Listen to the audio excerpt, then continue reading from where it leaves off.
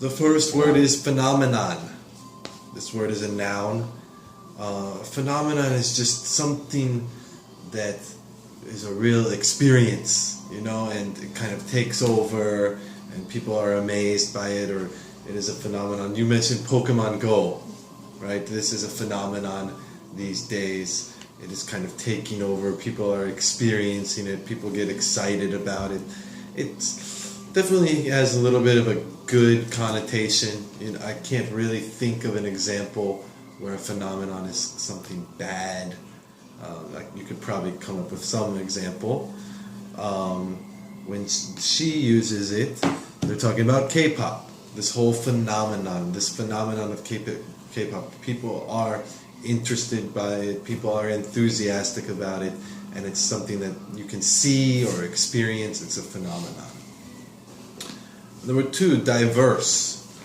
This word is pretty easy to understand. It just means many different kinds, very diverse, similar to the word variety. There's a lot of variety. It is very diverse. So it can be for things. It can be for music. If music is diverse, it can be for people. The United States is usually known as being a pretty diverse place. Black people, white people, Asian people. Brazil, where the Olympics are, is also very known as being quite diverse. Number 3, radius. So the original meaning of the word radius is almost like a mathematical term, right? Half of the circle, half of the length of the circle. The diameter is the whole way across. The radius is from the middle of the circle to the edge of the circle. So 2 pi r, right? 2 pi r.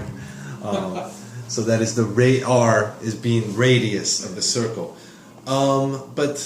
And that's how she uses it, kind of.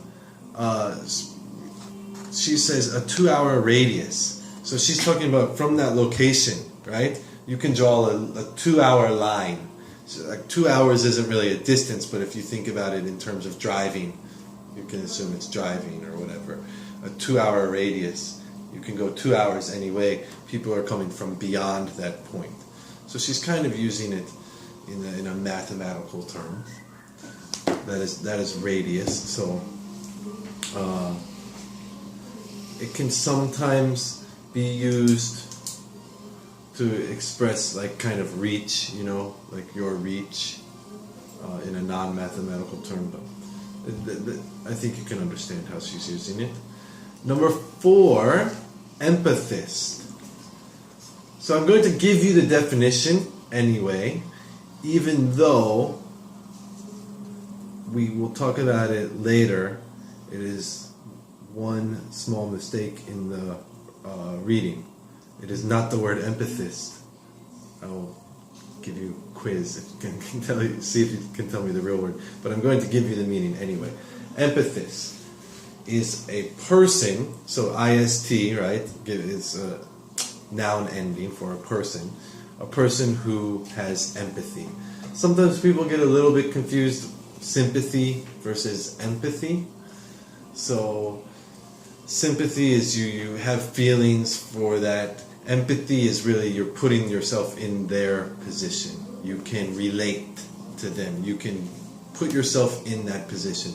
Sympathy is just, oh, I have sympathy for them. I feel bad for them. Empathy is, I guess you could say, stronger. And you really put yourself in their position and you try to think what they feel like. So an empathist is a person who does that and understands your feelings very strongly. Number 5, genre. I think everyone knows this one. Genre for music, for movies, for literature. Genre. Grouped into categories with the same distinctive style, the same form, the same content. I think you guys know that one. And pronunciation. I was going to say pronunciation. I would have to Google. It's got to be from French background. Genre. Yeah. It just sounds very French to me. You know, English borrows a little bit from Hispanic, or borrows. Actually, we borrowed quite a bit from the French language. You can see a lot of French, German influence in English. This I would have to 100% check, but I would bet a lot of money that is a French word, and that's kind of a French pronunciation to genre. Genre. If I pronounce genre, can you understand? That's Korean pronunciation, definitely. That is Korean pronunciation. Jean. Kind of like the French name for Jean, Jean. You know, many French guys are named not John, but do we have that sound? How can I say that sound? Jean. It's not. It's a French sound. Something that's not really you found in many other English words. Kind of combining a G and a Z. Jean, I guess. Genre. And number 6, adopt. So again, this has a couple different meanings. The original meaning, most common meaning, to adopt a child, right? You take it and you make it your own. But you can not only adopt a child, but you can adopt a style, right? If you dress really nice and I want to adopt your style, I want to take it and make it my own. Kind of like the child. You take it, you make it your own. You can adopt a style or something like that. And I think in our reading, they're talking about K-pop, right? And people are adopting that style. We will see it when we read later on. Any questions about those 6 words? No? I think I explained them.